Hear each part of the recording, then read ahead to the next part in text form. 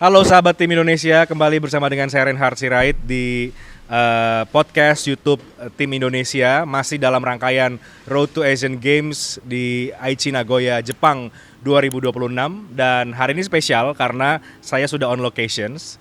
Karena di sini juga menjadi salah satu tempat latihannya, markasnya, salah satu cabang olahraga yang belakangan ini membawa harum nama Indonesia di berbagai gelaran multi-event, banyak banget pokoknya. Nah, kita mau langsung tanya ke mereka kira-kira gimana persiapan menjelang Asian Games 2026, apa yang disiapkan, dan target-targetnya seperti apa. Nah, kita akan langsung membahas bersama dengan dua orang tamu kita di YouTube tim Indonesia. Kalau dilihat belakang-belakangnya sih mungkin udah pada bisa nebak ya, ini saya ada di cabur apa, kira-kira apa nih? Apalagi kalau bukan panjat tebing. Nah, sudah bersama dengan saya ada Mbak Aris Susanti Rahayu. Halo Mbak Aris. Halo Mas. Apa kabar? Sehat? Alhamdulillah. Dan juga sudah ada Mas Putra Tri Ramadhani. Mas Putra, apa kabar? Halo. Mas Putra ini adalah atlet yang nanti akan bertanding di Asian Games, dan Mbak Aris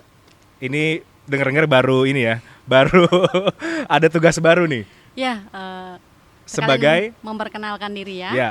Saya Arya Susanti Rahayu. Di sini saya sebagai manajer tim Platnas Asian Games 2026. Ya, nah Mbak Aris dengar-dengar juga katanya julukannya Spider Woman Indonesia.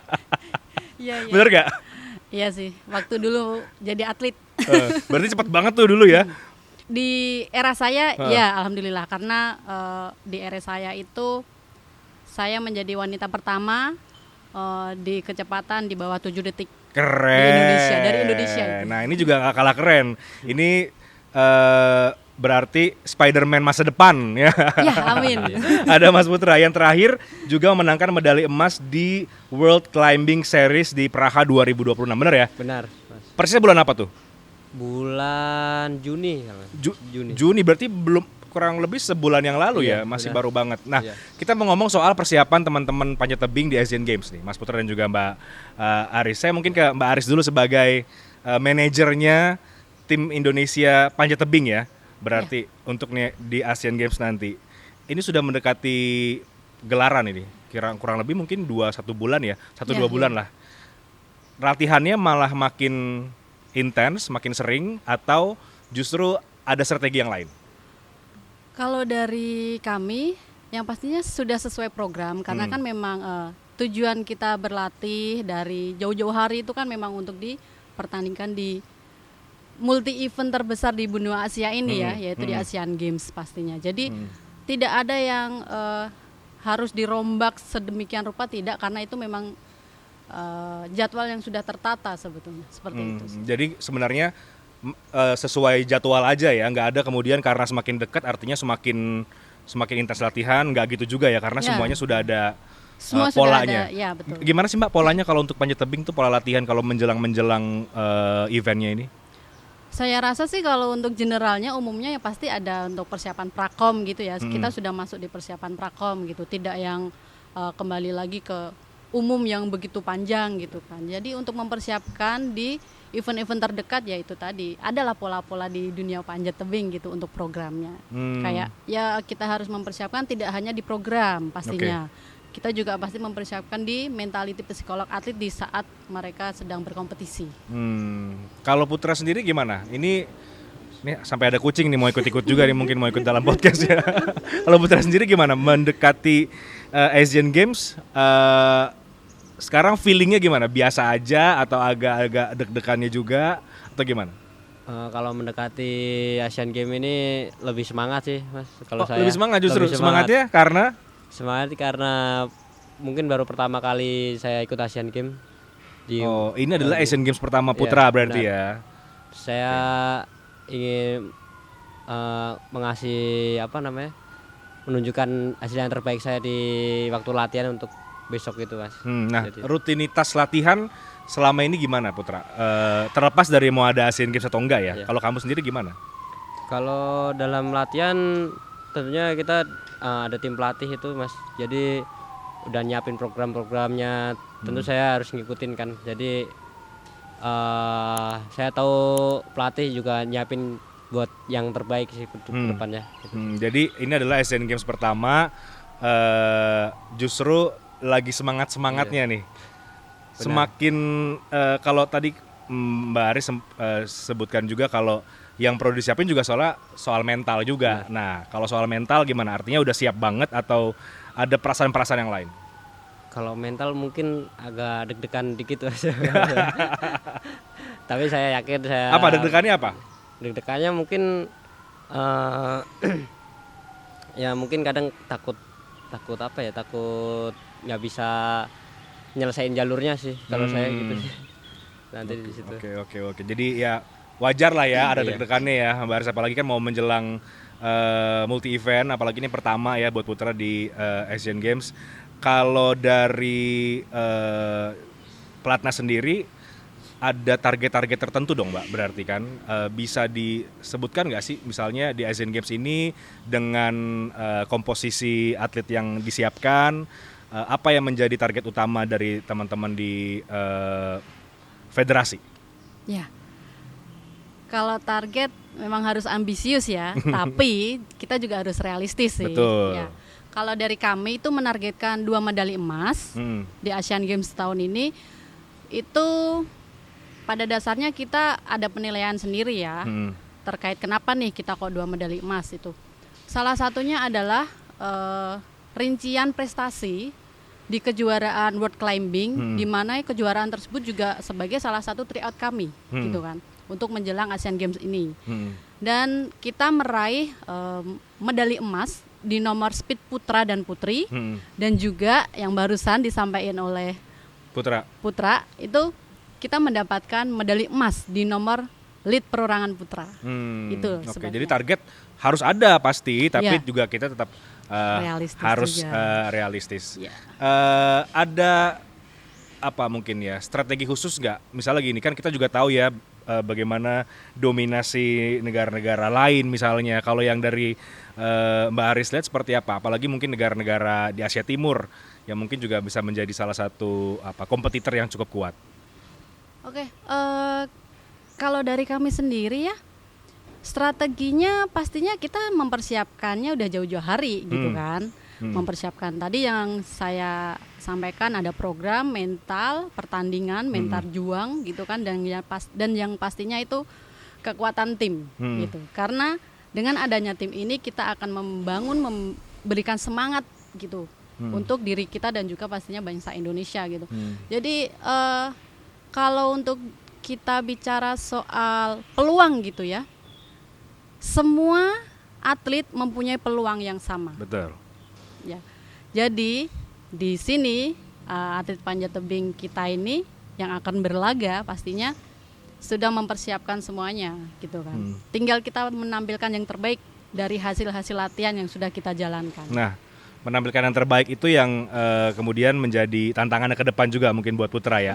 Kalau Putra sendiri target pribadinya karena ini adalah Asian Games pertama, apakah sudah kemudian ya memang harus ambisius juga target medali meskipun realistis, atau ada kalkulasi yang lain?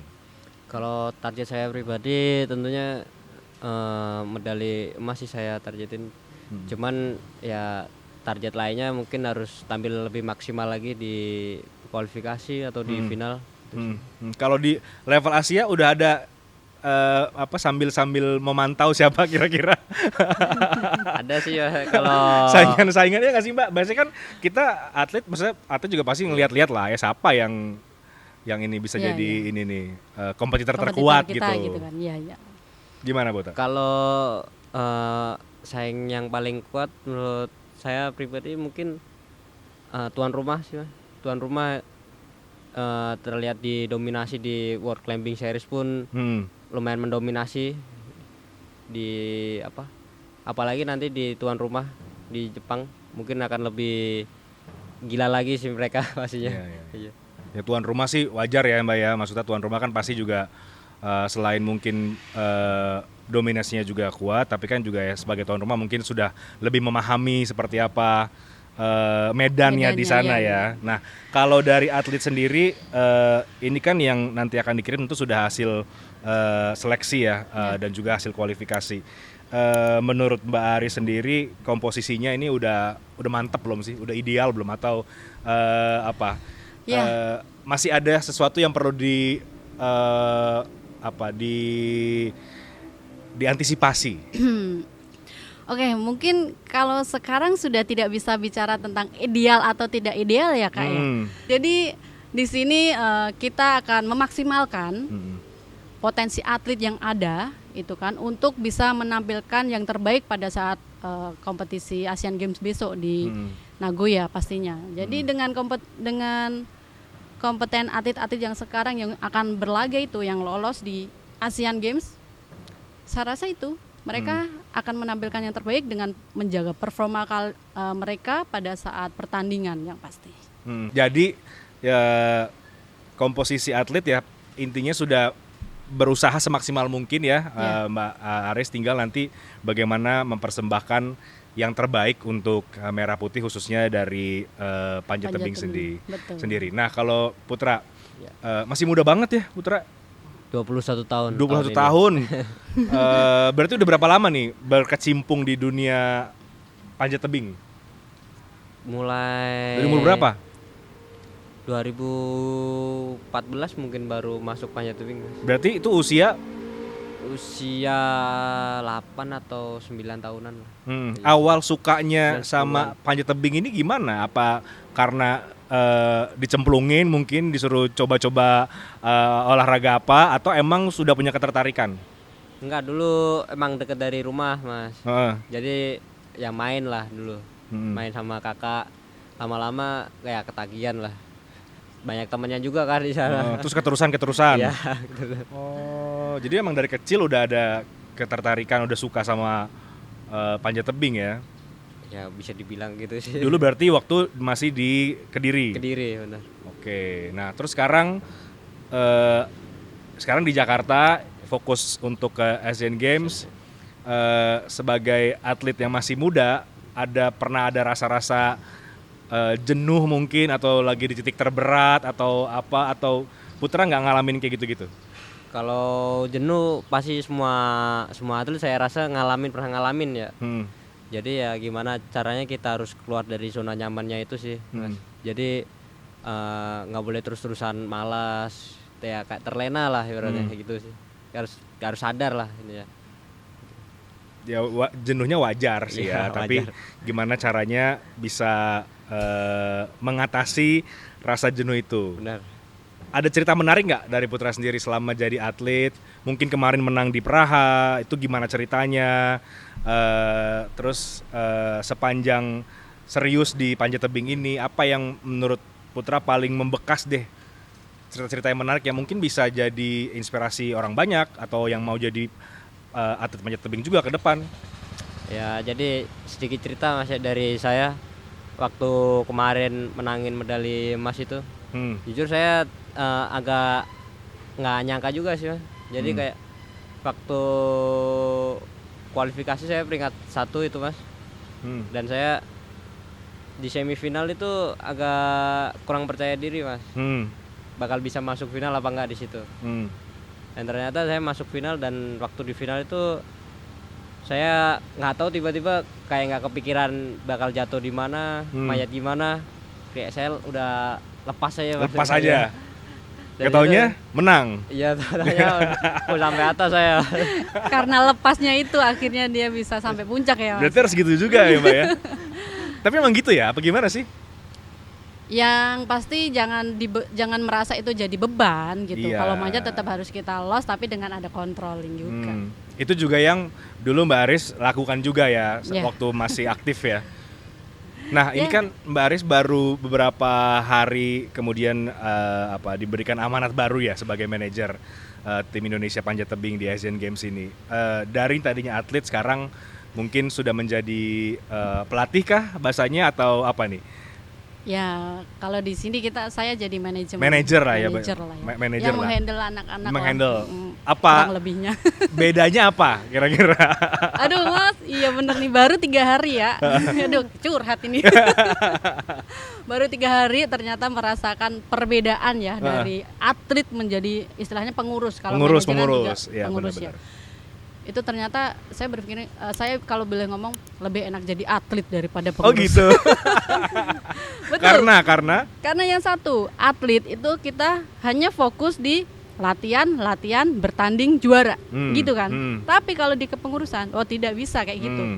Kita harus memikirkan banyak hal. Jadi kayak apa nih kebutuhan atlet yang belum tercapai? Apa nih yang harus kita dukung untuk performa atlet ke depannya? Kemudian mungkin terkait biaya dan lain sebagainya, kita harus cari gimana nih untuk sponsorship dan lain sebagainya. Itu kan salah satu faktor pendukung yang tidak terlihat sebetulnya, ya kan. Ya, itu mungkin juga orang nggak banyak yang tahu, ya kan. Padahal itu sebenarnya hal yang penting yang ya kalau nggak ada itu semua susah juga untuk atletnya bisa maksimal kan, Mbak. Betul sekali. Itulah yang namanya di Panjat Tebing ini ada yang namanya ekosistem. Nah, ekosistem itu ya mulai dari atlet, kepengurusan di pelatnas atau manajemennya, kemudian di induk organisasinya, itu menjadi satu kesatuan, yaitu ekosistem.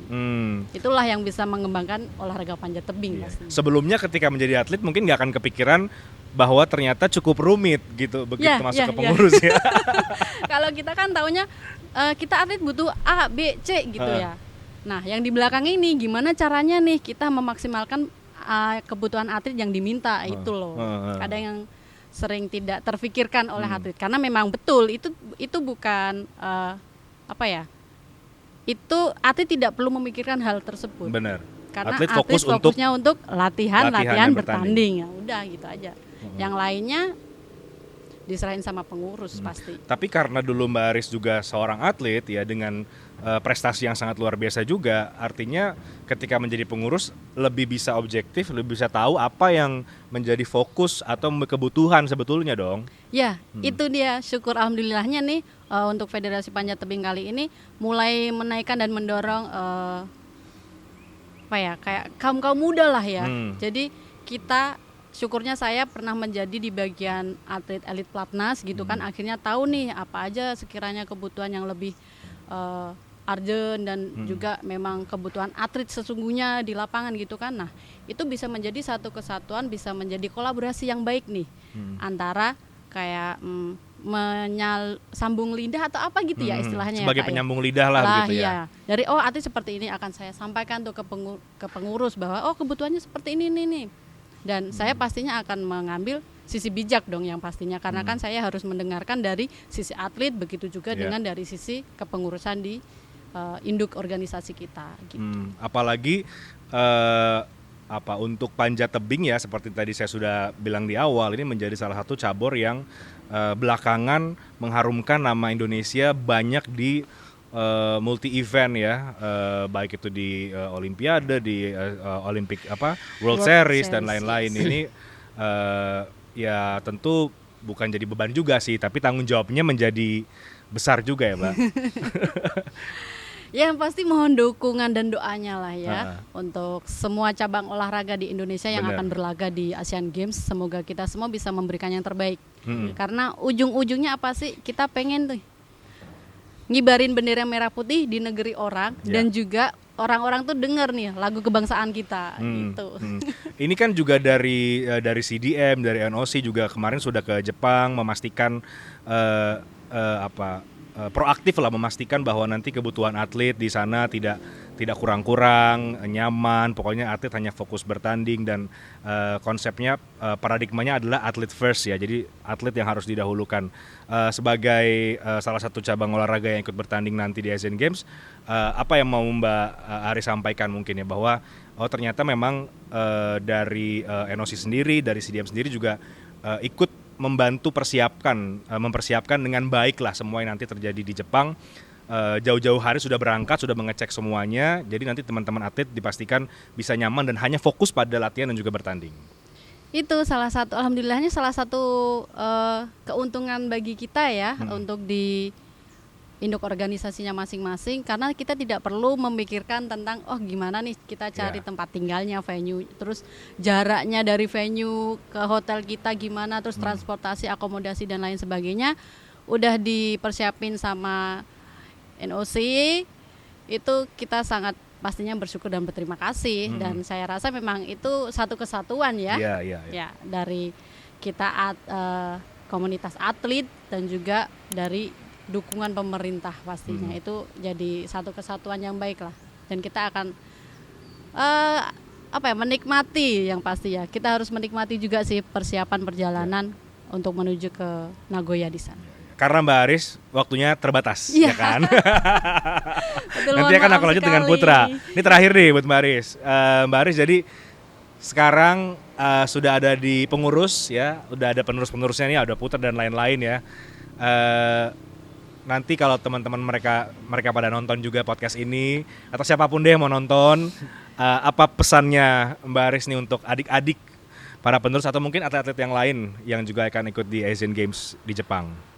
Pesan saya yang pastinya untuk semua atlet, terutama juga untuk atlet kami, panjat tebing itu tetap tenang dan fokus. Karena kunci kemenangan adalah itu. Tenang, fokus. Tenang, fokus. Betul. Tuh Putra di sebelahnya langsung tenang dan juga fokus. Kalau buat Putra sendiri pasti udah banyak dong ini wejangan-wejangannya udah banyak. Iyalah pastilah, karena kan kita setiap harinya juga berinteraksi. Begitu. Oke. Baris, makasih banyak Oke. sudah ikut bergabung. Kita lanjut sama Putra ya ngobrol-ngobrolnya. Terima Mungkin kasih ya Kak, mohon maaf sebelumnya. nggak apa-apa. Mungkin Baris mau cobain lagi, mau naik-naik lagi kali ya. Aduh. Oke, thank you Mbak. Thank you. Terima kasih, mari. Oke, kita lanjut ke Putra. Putra meskipun masih muda ya, Iya. tapi kan pasti ada dong orang-orang, sosok-sosok yang punya peran lah dalam perjalanan karir kamu sebagai seorang atlet panjat tebing ya. Siapa yang paling mendukung kamu di sini? Yang paling mendukung tentunya pertama orang tua sih Mas ya. Jadi orang tua selalu support saya tentunya dari meskipun waktu kecil nggak dibolehin manjat. Tapi sekarang waktu udah kecil nggak dibolehin manjat. nggak dibolehin manjat. Karena mungkin takut jatuh, bahaya kali, Iya. kan masih kecil. Nah, terus sekarang ya setiap mau bertanding kadang telepon gitu ngasih semangat gitu. Terus yang kedua dari pelatih sih tentunya Mas. Dari pelatih kan nyiapin program dan ya ngasih waktu nemenin di kompetisi juga kan pelatih. Ya. Jadi yang nenangin kita juga pelatih itu sih. Sama rute setter pembuat jalur di sini ya jalurnya cukup lah menurut saya buat di nantinya di Asian Games maupun di seri-seri World Cup. Pesan orang tua apa buat Putra? Ini selama persiapan Asian Games ini kan berarti udah di Jakarta. Iya. Orang tua mungkin di mana? Di Kediri ya? Kediri benar. Udah lama dong nggak ketemu. Baru kemarin sih. Oh, baru kemarin justru. Jadi kalau orang tua sendiri mesti nyampein ya semangat, jangan buru-buru lah manjatnya. Kalau buru-buru nanti takutnya kepleset apa gimana. Itu sih yang selalu orang tua sampein. Harus tenang lah intinya. Nah, nanti akan mengenakan pakai seragam merah putih di Asian Games. Ada kebanggaan dong pasti ya. Gimana? Pasti, apa ya. yang ada di benak Putra gimana?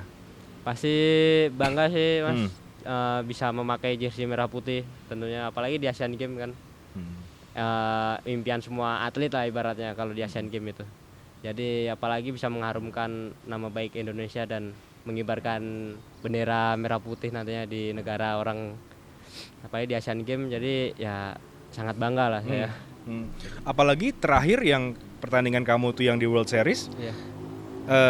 Katanya ini menjadi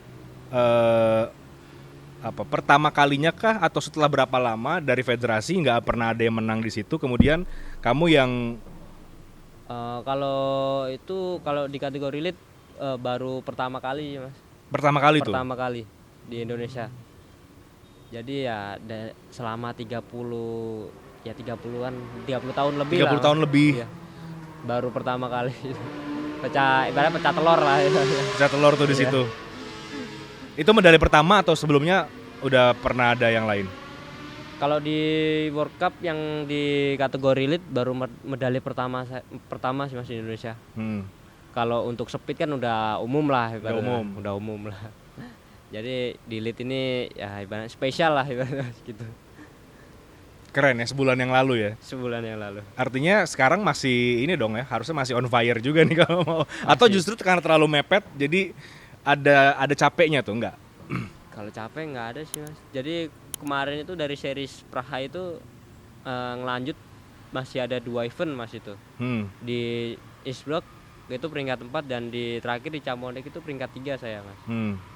Dan terus besok September Mas ya. September mau berangkat ke Asian Games itu ya tentunya menjadi semangat tertentu buat saya Mas. Ambisiusnya lebih tinggi lagi sih, menurut saya. Oke. Jadi beban nggak? Nah itu kan penting juga nih. Kadang-kadang kan atlet mungkin ada rasa terbebani mungkin dengan apa ya, dengan target medali atau dengan capaian-capaian yang sudah diraih oleh para seniornya putra juga di panjat tebing. Suka jadi beban atau justru jadi penyemangat? Kalau beban enggak sih. Kalau penyemangat mungkin iya. Jadi kayak masa saya kayak apa ya, mau nambah medali lagi lah ibaratnya gitu lah. Jadi kayak harus semangat ya, kayak apa ya, semangat saya bisa ini kayaknya ini gitu sih.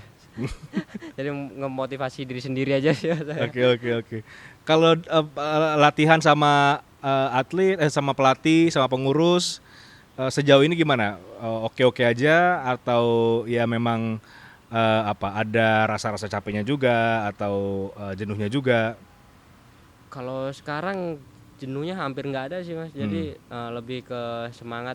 Apalagi kita di sini kan bareng-bareng Mas ya. Jadi lebih gampang apa namanya, kayak ngasih tahu lah kekurangannya di sini, kelebihannya di sini, apa yang harus diperbaikin. Jadi lebih gampang lah kita komunikasi dengan tim pelatih maupun teman-teman atlet lainnya sih.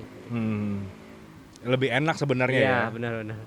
Oke, berarti sebentar lagi nih udah mulai ini dong ya, udah mulai selain ngecek siapa kompetitor juga, udah mulai melihat-lihat mungkin ini kotanya kan perlu persiapan juga tuh, cuacanya gimana ya kan, persiapan yang non teknis lah ibaratnya.